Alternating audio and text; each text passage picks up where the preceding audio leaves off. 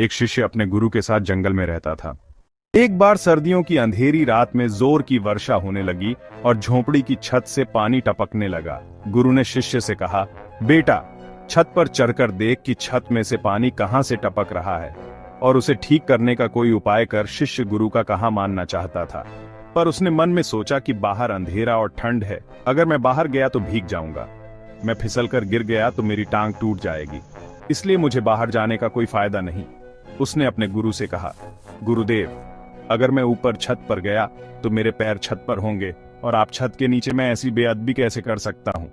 गुरु ने कोई उत्तर न दिया और चुपचाप खुद ही छत पर चढ़कर छत को ठीक कर लिया। जब वह छत के नीचे आए, उन्होंने देखा कि जलाने के लिए लकड़ियां खत्म हो गई हैं।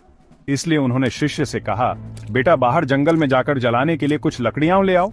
शिष्य गुरु का कहना मानना चाहता था, पर उसे जंगल से डर लगता था। वह सोचने लगा कि बाहर अंधेरा है, जंगली जानवर हैं, मुझे चोट लग सकती है, जानवर मुझे जिंदा ही खा जाएंगे।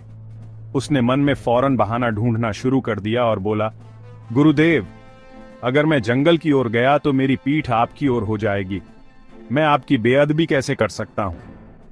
इस बार भी गुरु ने कुछ नहीं कहा और चुपचाप खुद ही जंगल में जाकर जलाने के लिए लकड़ियां इकट्ठी कर लाए। गुरु ने जंगल से वापस आकर भोजन तैयार किया।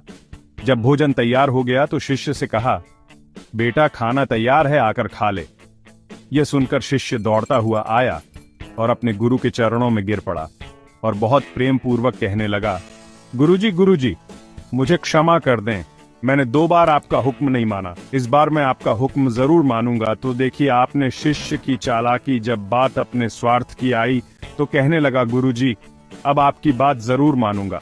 सच्चा शिष्य वही होता है जो अपने गुरु की आज्ञा का पालन करे, क्योंकि गुरु शिष्य का मार्गदर्शक होता है। दोस्तों, ये कहानी कोई सत्य घटना पर आधारित नहीं है, परंतु कुछ सिखाने के लक्ष्य से प्रस्तुत की गई है। ये कहानी हमें सिखाती है कि एक शिष्य को कैसा होना चाहिए और उसका उसके गुरु के प्रति क्या कर्तव्य है। ये कहानी आपको कैसी लगी, कमेंट में जरूर बताएं। धन्यवाद।